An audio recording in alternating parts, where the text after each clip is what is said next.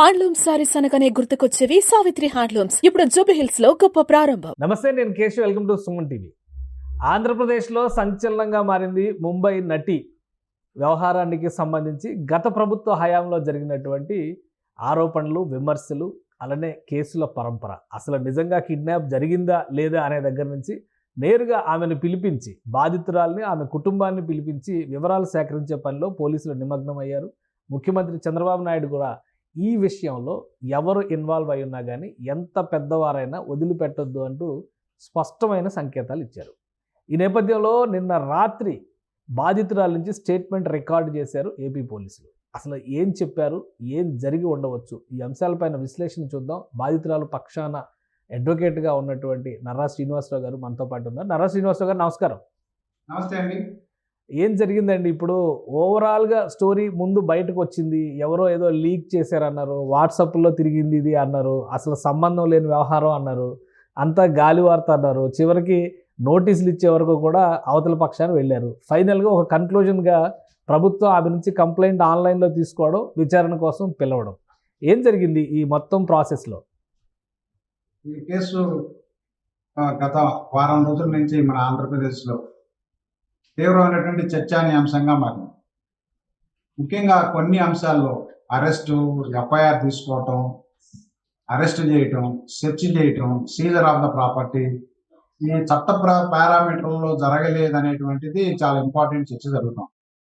అది ఒకవైపు అయితే, అసలు ఇట్లా చేయటానికి ఇంత దుర్మార్గంగా రాజ్య వ్యవస్థ అంతా జోక్యం చేసుకొని పోలీస్ యంత్రాంగం, ఐపీఎస్ ఇన్వాల్వ్ అయ్యి చేయటానికి కారణం, అసలు కారణం, మూల కారణం ఏంటి అనేటువంటిది కూడా ఇప్పుడు బాగా డిబేటబుల్ ఇష్యూ కావు.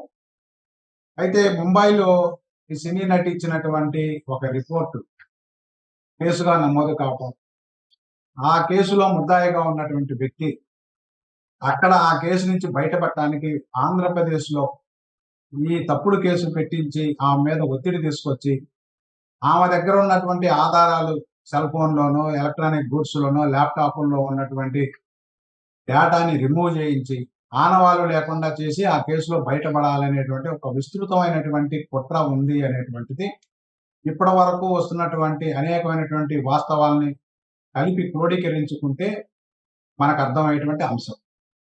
అయితే ఇప్పుడు ఏం జరిగిందా అంటే, అరెస్ట్ చేసి ఇక్కడికి తీసుకొచ్చిన తర్వాత 20 రోజుల పాటు బెయిల్ లేకుండా, అసలు బెయిల్ అప్లై చేయకుండా చేశారు. అది నిన్న బాధితురాలే స్వయంగా చెప్పింది. 20 రోజుల తర్వాత బెయిల్ అప్లై చేస్తే మరో 15 రోజుల్లో, 16 రోజుల్లో, ఇంకొక 20 రోజుల్లో బెయిల్ రిలీజ్ కావడానికి టైం పట్టింది. రిలీజ్ అయిన తర్వాత కూడా 2 నెలలు వాళ్ళు మరలా బొంబాయి వెళ్లకుండా రిస్ట్రిక్షన్ పెట్టి, కోర్టు జూరిడిక్షన్ కూడా వెళ్ళకూడదు అని చెప్పారు. అంటే దగ్గరగా ఈ ఒక 40 రోజులు, ఈ ఒక 2 నెలలు, అంటే 100 రోజుల పాటు రిస్ట్రిక్ట్ చేయాలని చెప్పేసి భావించారు. అయితే వాళ్ళ అదృష్టం కొద్దీ మాలాంటి లాయర్లు దొరకటం, ఈ కండిషన్ ఏదైతే కోర్టు ఇంపోజ్ చేసిందో దాన్ని పైకోర్టులో, మెట్రోపాలిటన్ సెషన్ జడ్జి కోర్టు విజయవాడలో ఛాలెంజ్ చేయటం, కోర్టు ఇట్లట్లా ఇస్తారు అని చెప్పేసి దాన్ని ఇమ్మీడియట్ గా సెటిసైడ్ చేయటం, బాధితులకు ఉపశమనం కలిగి వాళ్ళ ఊరు వెళ్ళడానికి కనీసం మార్గం సుగమం కావటం, అంతవరకు మేము చేయగలిగాం ఇనీషియల్ స్టేజ్. అయితే చాలా ఆశ్చర్యకరమైన విషయం ఏంటంటే, ఈ కేసులో వాళ్ళు రిమాండ్లో ఉన్నప్పుడు 5 రోజులు పోలీస్ కస్టడీలో ఉన్నారు. నిన్న బాధితురాలు ఒక 2 వ్యక్తులు నన్ను విచారించారు. వాళ్ళు సివిల్ డ్రెస్ లో ఉన్నారు, వాళ్ళు ఎవరో కూడా నాకు తెలియదు, కానీ నేను వాళ్ళని చూస్తే గుర్తుపడతాను అని అంది. ఇప్పుడు ఈరోజు నాకు అందినటువంటి సమాచారం ప్రకారం అప్పుడు వెస్ట్ ఏసీపీగా ఉన్నటువంటి హనుమంతరావు అనేటువంటి ఆయన అప్పటికే కాకినాడ ట్రాన్స్ఫర్ అయి ఉన్నారు.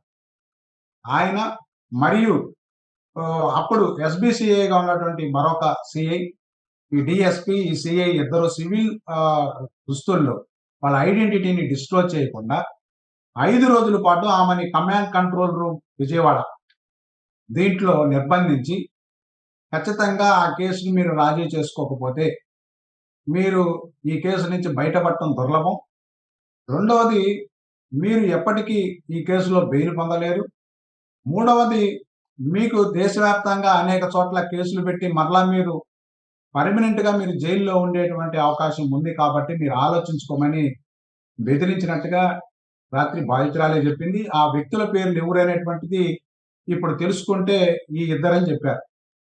ఇంకా చాలా కీలకమైనటువంటి అంశం ఏంటంటే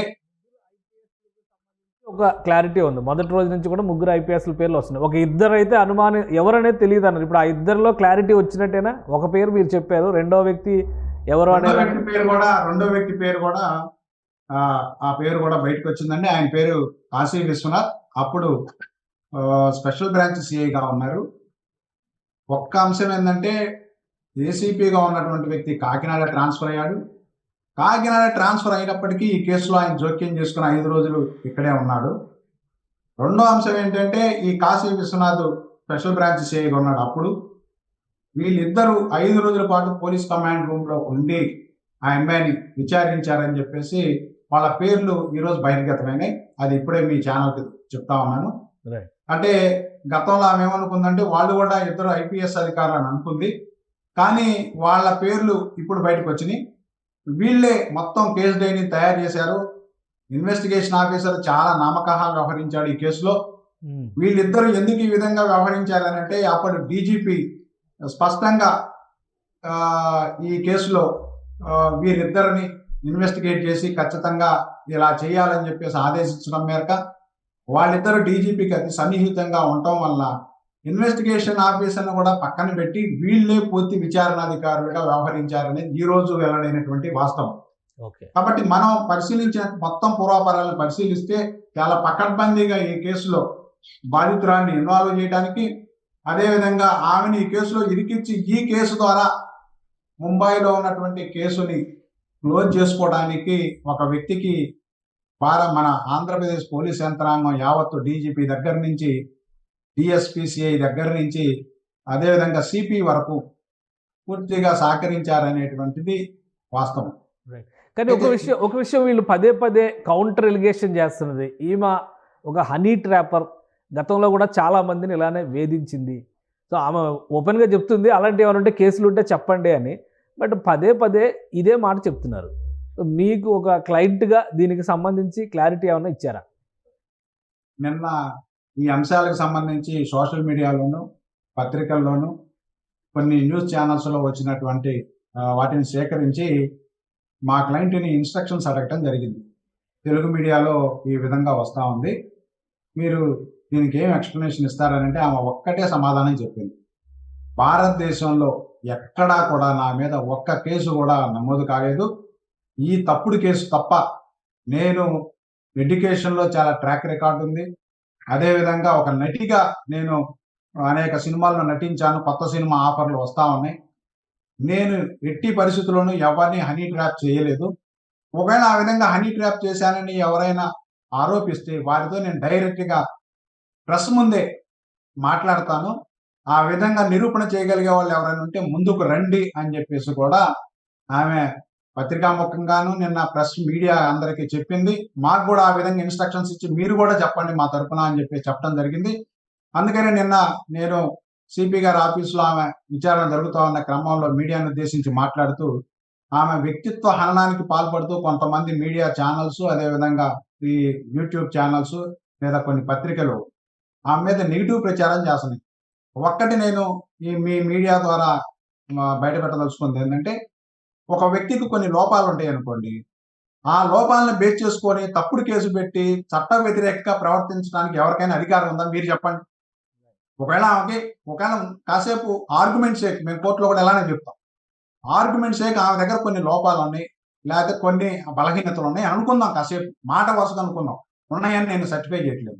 ఒకవేళ అలా బలహీనతలు ఉంటే ఆ బలహీనతలను బేస్ చేసుకొని తప్పుడు కేసు పెట్టి ఈ విధంగా బెయిల్ దొరకకుండా పోలీస్ కస్టడీలో వేధించి బయటకు వచ్చిన తర్వాత కండిషన్స్ పెట్టించి లేవిధంగా వాళ్ళని ఊరికి వెళ్లకుండా చేసి వాళ్ళని మానసికంగా, శారీరకంగా, ఆర్థిక పరంగా వాళ్ళ మొత్తం 18 బ్యాంక్ అకౌంట్లు సీజ్ చేసే అధికారం వీళ్ళకి ఎవరు ఇచ్చారండి?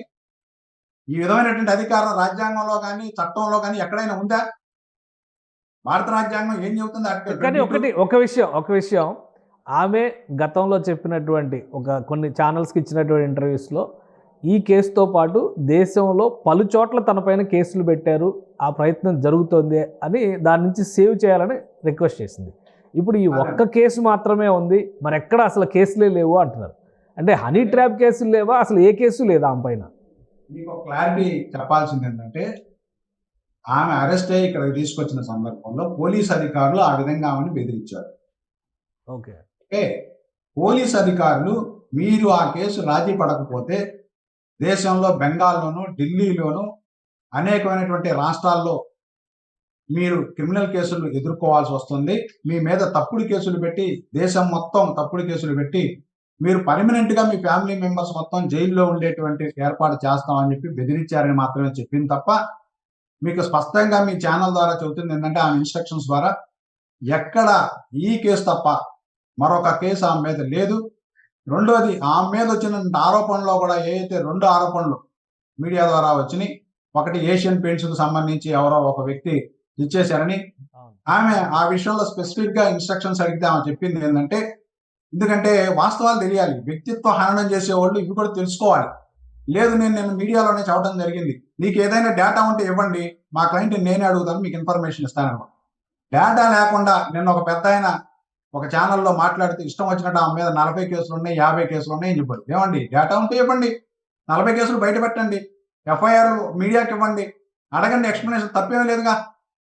ఏమీ లేకుండా 40 ఉన్నాయి, 50 ఉన్నాయి, ఇది వ్యక్తిత్వ హననానికి చేస్తున్నటువంటి టార్గెటెడ్ ప్రచారం అని చెప్పేసి నేను చెప్తా ఉన్నా. నిజంగా మీద అట్లాంటి ఎఫ్ఐఆర్లు ఉంటే బయట పెట్టండి. ఎఫ్ఐఆర్ ఈ రోజు ఒక్క నిమిషంలో డౌన్లోడ్ ఏంటి, ఏషియన్ పెయింట్స్ కి సంబంధించిన వ్యక్తి గురించి కూడా మీడియాలో వచ్చింది, దానికి ఏంటి క్లారిటీ ఏమి ఇచ్చారు? అదే నేను మా క్లయింట్ ని నిన్న ఈ కొన్ని పత్రికల్లో వచ్చినటువంటి వార్తల్ని ఆమెకు చదివినిపించి, ఇట్లా వచ్చింది, దీని మీద మీరు ఏం చెప్తారని చెప్పేసి ఆమెను ఎక్స్ప్లెనేషన్ అడగటం జరిగింది.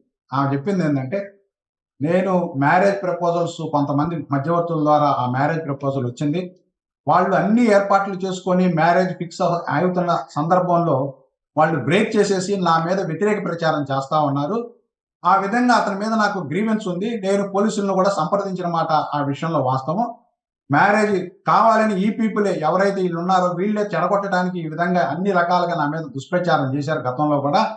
కాబట్టి వాళ్ళతోటి మ్యారేజ్ అలయన్స్ కుదిరేటువంటి సందర్భంలో వాళ్ళు వచ్చి మాతోటి మాట్లాడుకోవటం, మధ్యవర్తుల ద్వారా దాన్ని ఫిక్స్ చేసుకునే క్రమంలో అది బ్రేక్ అయిన తర్వాత వాళ్ళు నా మీద నెగిటివ్ ప్రచారం చేశారు, నేను లీగల్ యాక్షన్ తీసుకుంటానని.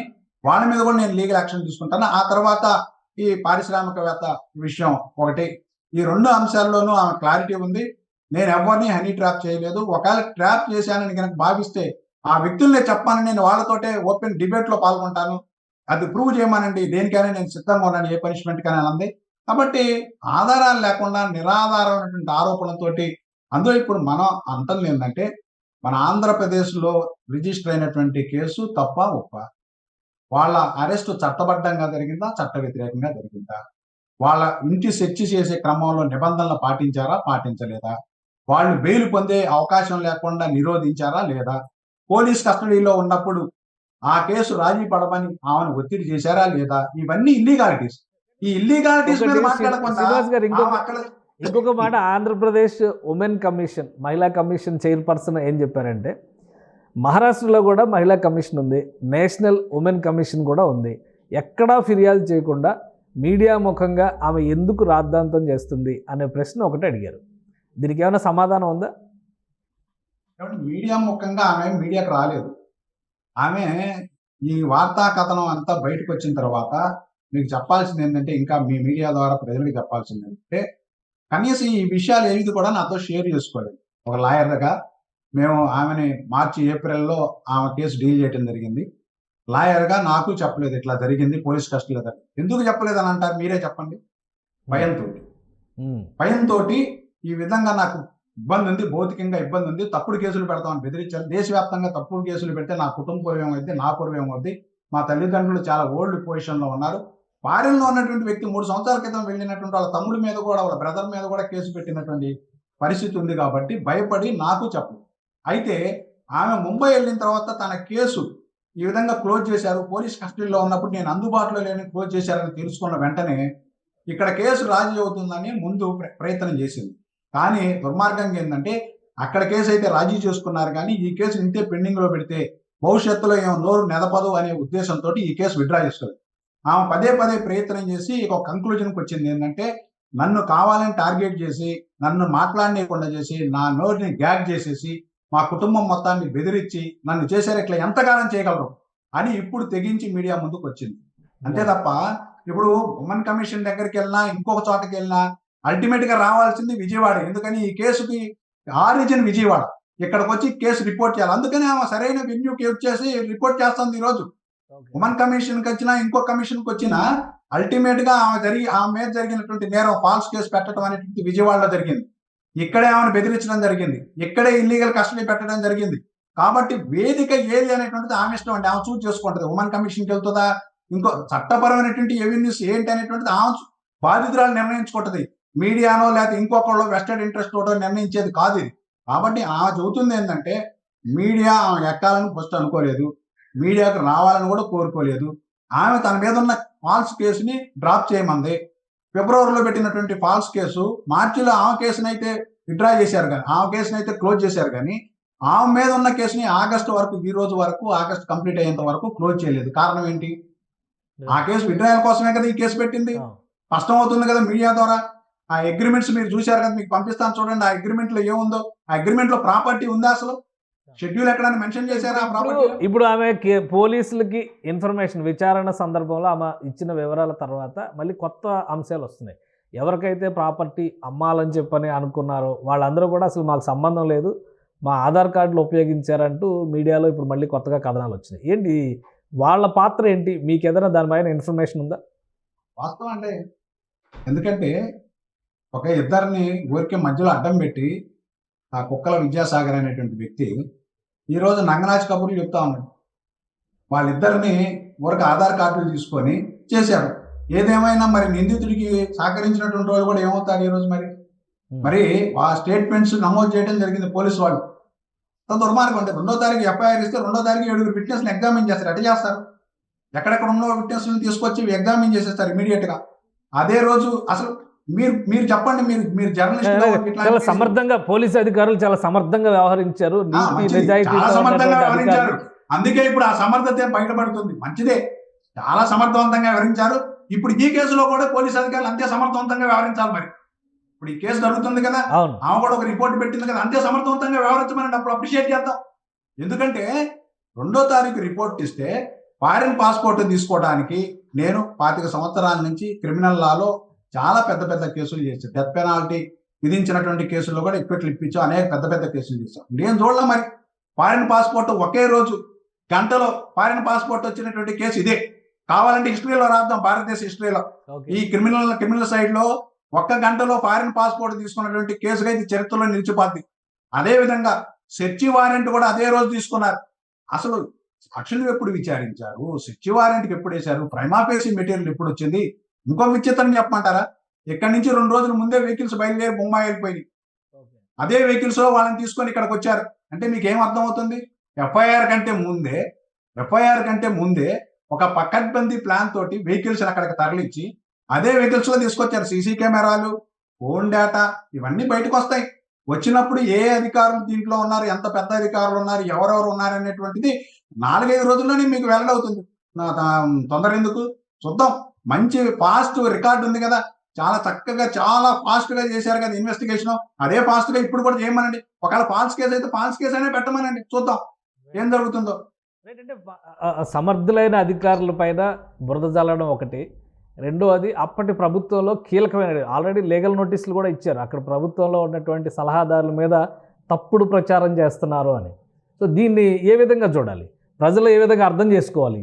మనం వాళ్ళ సమర్థతని అభినందిద్దామండి. వాళ్ళు నిజంగా సమర్థవంతమైన అధికారులు అయితే అభినందిద్దాం, తప్పేం లేదు. సమర్థవంతమైన అధికారులు కూడా అసమర్థవంతంగా కొన్ని సందర్భాల్లో ప్రదర్శించి ఉండొచ్చు. అది ఈ కేసు అయి ఉండొచ్చు. వాళ్ళ సమర్థత గురించి మనం ఏం టెస్టిఫికేషన్ ఇవ్వట్లేదు, సర్టిఫికేషన్ ఇవ్వట్లేదు.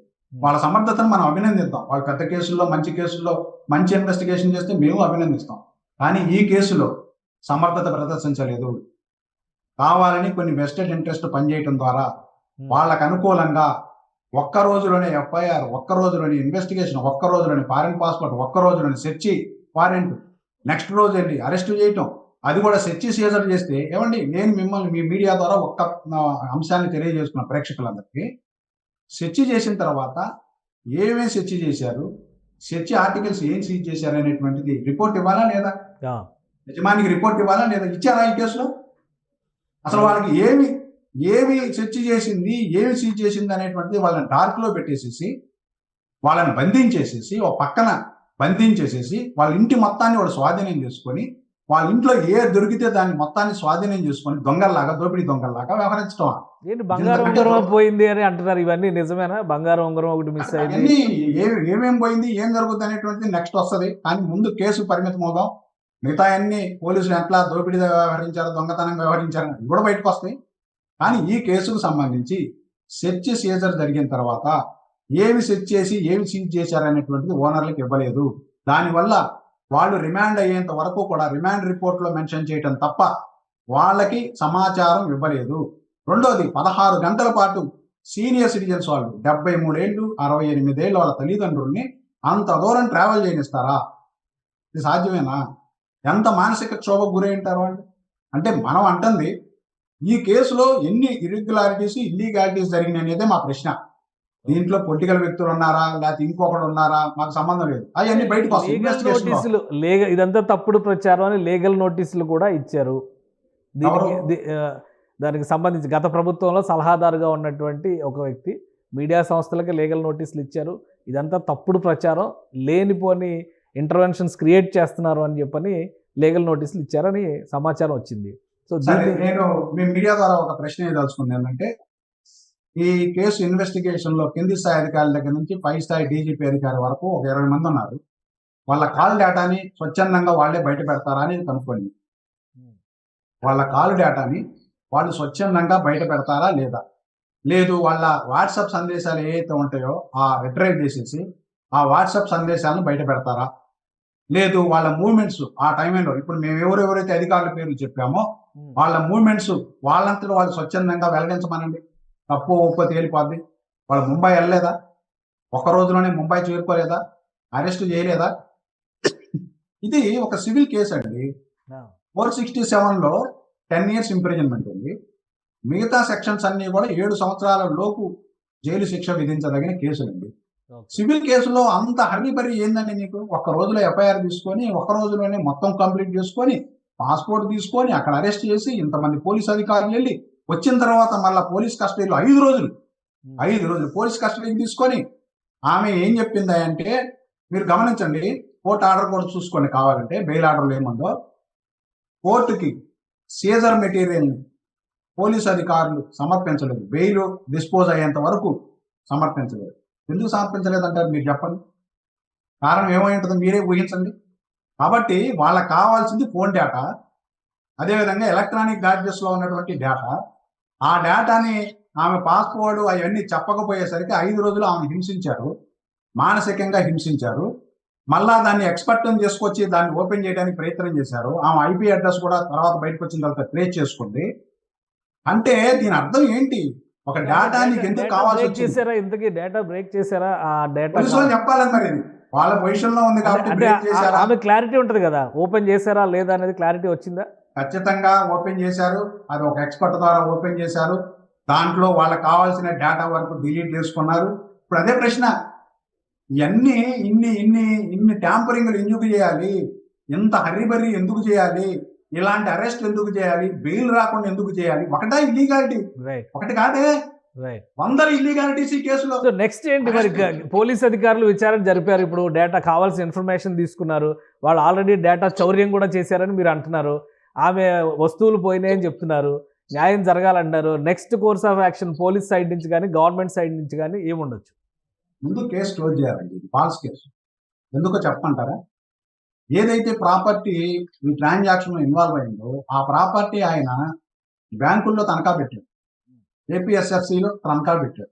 తనఖా పెట్టిన ఆస్తిని తలకాయ ఉండోడు ఎవడైనా ట్రాన్స్ఫర్ చేసుకోగలుగుతాడండి? చూసుకోరా? కోట్ల రూపాయల విలువైనటువంటి ఆస్తి రిజిస్ట్రేషన్ చేసుకోవాలంటే ముందు ఈసీ తీసుకుంటారు. మీరైనా నేనేం చేసేదైతే ఈసీ తీసుకుంటాం కదా. ఇప్పుడు మీరు ఈసీ తీసుకొని చూడండి, సర్వే నెంబర్ తోటి ఆన్లైన్లో వస్తుంది మీకే. ఏ మీడియా పర్సన్ అయినా తీసుకొని చూడండి, ఎప్పటి నుంచి అది మార్కెట్లో ఉందో చూడండి. అంటే మీకు ఏం అర్థమవుతుంది? అగ్రిమెంట్ ట్రూ ఆ ఫాల్సా? దాన్ని బేస్ చేసుకునే కదా నువ్వు ముంబై నుంచి వాళ్ళని అరెస్ట్ చేసి ఇక్కడ తీసుకొచ్చావు. మిగతా అఫెన్సులు అన్ని కూడా 41 నోటీస్ ఇవ్వాల్సిన అఫెన్సులు 467 తప్ప. 467 ఉన్నటువంటి ప్రాతిపదిక అగ్రిమెంట్ లో ఉన్నటువంటి ప్రాపర్టీ మార్టగేజ్. ఇంకేందండి కేసు ఇక్కడ? అకౌంట్స్ ఫ్రీజ్ చేశారన్నారు కదా, బ్యాంక్ అకౌంట్స్ అన్ని రిలీజ్ చేశారా? దానిపైన యాక్షన్ తీసుకున్నారా? ఈ రోజు పోలీస్ అధికారులు మాకు స్పష్టమైనటువంటి ఇన్సూరెన్స్ ఇచ్చారు. ఆ, ఖచ్చితంగా అకౌంట్స్ ముందు ఫ్రీజ్ చేస్తామని అన్నారు. అసలు పోలీస్ అధికారులు ఆ విధంగా అకౌంట్స్ ఫ్రీజ్ చేయకూడదు, అయినా ఫ్రీజ్ చేశారు. వాళ్ళ ప్రాపర్టీ 6 కోట్ల విలువైనటువంటి ప్రాపర్టీ, ఒక హౌస్ ఫ్లాట్ ని, దాన్ని కూడా రిజిస్టరింగ్ డిపార్ట్మెంట్ లో సింపుల్ గా ఒక లెటర్ ఇష్యూ చేయడం ద్వారా అక్కడ ముంబై పోలీసులతో కూడా పొల్యూడ్ అయ్యి ఈ విధమైనటువంటి పనులు చేశారు. అట్లానే ఎలక్ట్రానిక్ గ్యాడ్జెట్స్ ఏవైతే ఉన్నాయో మొత్తం వాళ్ళ ఇంట్లో ఉన్నటువంటి అన్ని ఎలక్ట్రానిక్ గ్యాడ్జెట్స్ ఎక్కడైతే స్టోరేజ్ అవకాశం ఉందో మొత్తం తెచ్చుకున్నారండి. దేనికి అవసరమైంది వాళ్ళకి ఇవన్నీ? ఎందుకు అవసరమైందండి? కానీ ఇవన్నీ వచ్చేసినా కానీ విద్యాసాగర్ చాటింగ్కి సంబంధించి కానీ విద్యాసాగర్ ఫోటోలకు సంబంధించి కానీ ఇంకా డేటా అంతా ఎక్కడుంది? ఎలా తీయగలిగారు? అవన్నీ మీడియా ముందరకు ఎలా తీసుకురాగలిగారు? ఇవన్నీ బాధితురాలను అడగండి నంది గారు. ఎందుకంటే 2014 నుంచి 2017 వరకు వాళ్ళిద్దరి మధ్య స్నేహం నడిచింది. నేను కూడా నేను ఏదో సినిమాలు చేస్తానని చెప్పేసి వెళ్ళాను. ఆ సినిమా సంస్థల ద్వారా ఆమె డబ్బులు ఇచ్చారు. ఆమె యాక్టర్ కాబట్టి దాన్ని యాక్సెప్ట్ చేసింది.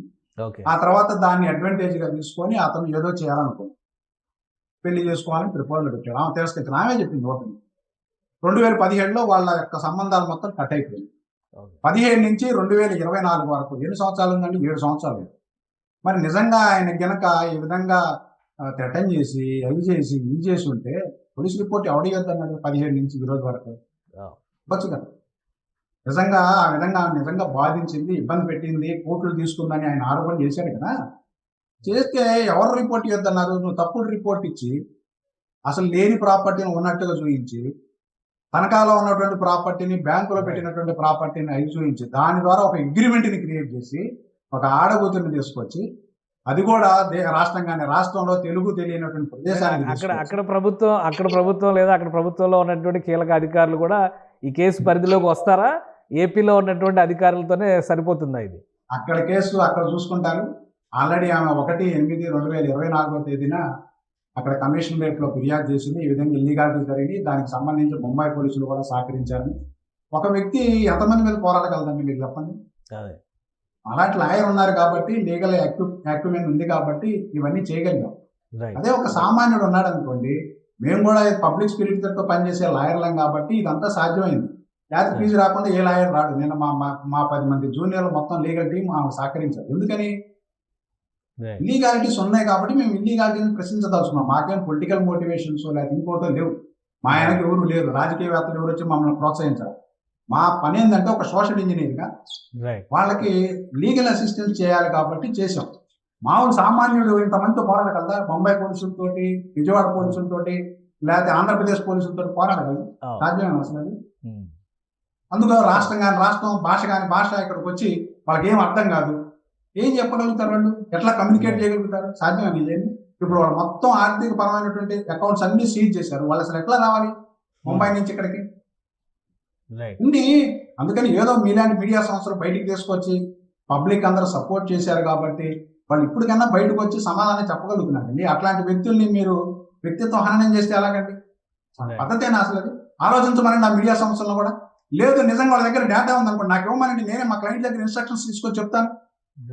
నా దగ్గర ఈ డేటా ఉంది. మీరు వాళ్ళ మీద ఏమైనా లీగల్ గా ప్రొసీడ్ అవుతారా మరి ఈ ప్రచారానికి అడ్డుకట్ట వేసేటువంటి క్రమంలో మీ క్లయింట్ తరపున? ఇప్పుడు క్లయింట్స్ కి ఒక డిఫికల్టీ ఉంటుంది, అన్నిటి మీద పోరాడు. ఇప్పుడు ఇవాళ ఏమైందంటే మీడియా సంస్థలు విస్తృతంగా వచ్చినాయి. ఎవరు పడితే వాళ్ళు యూట్యూబ్ ఛానల్స్ పెట్టుకోండి, లేకపోతే ఎవరు పడితే వాళ్ళు పత్రికలు పెట్టుకోండి. వాటన్నిటికి ఎక్కడ సమాధానం చెబుతాం? మీరు చెప్పండి, సాధ్యమేనా? కానీ ఇంతమందికి లీగల్ నోటీసులు ఇవ్వాలంటే ఎంత ఖర్చు అవుద్ది? వాళ్ళ అడ్రస్లు అవన్నీ గ్యాదర్ చేయాలంటే ఇవన్నీ ఆరోపణ చేయడం తేలికండి, డిఫెండ్ చేసుకోవడం కష్టం భారతదేశం. అదే మీరు వెస్ట్రన్ కంట్రీస్ లో ఇలాంటి నేను చాలా కేసులు చేశాను. ఫారిన్ లో 30 దేశాల కేసులు చేశాను. మన వాళ్ళు అక్కడ సెటిల్ అయిన కేసులు. ఇట్లాంటి తప్పుడు ఆరోపణ చెప్తే ఇమీడియట్లీ జైల్లో పెట్టాలి. ఇప్పుడు మరి మన ఇండియన్ సిస్టమ్ లో ఉన్నాం కాబట్టి మనం ఎక్కష్టం అవుతున్నాం. మన మైండ్ కూడా ఎక్కష్టం. తప్పులు చేసినా సర్దుకుపోతున్నాం, నేరాలు చేసినా నేతలుగా ఎన్నుకుంటున్నాం. మన మానసిక దౌర్భాగ్యం. మనం ఏం చేయగలుగుతాం? రైట్. థ్యాంక్ యూ శ్రీనివాస్ గారు, మీ అభిప్రాయాలు తెలియజేసినందుకు. ఇది ముంబై నటికి సంబంధించి జరుగుతున్నటువంటి కేసు విషయంలో అనేక అవకతవకలు ఉన్నాయి. వాటికి సంబంధించినటువంటి ఆధారాలు కూడా స్పష్టంగా ఉన్నాయి కాబట్టి ఫర్దర్గా పోలీసు విచారణ విషయంలో మరిన్ని సంచలన విషయాలు బయటకు వస్తాయి అంటున్నారు.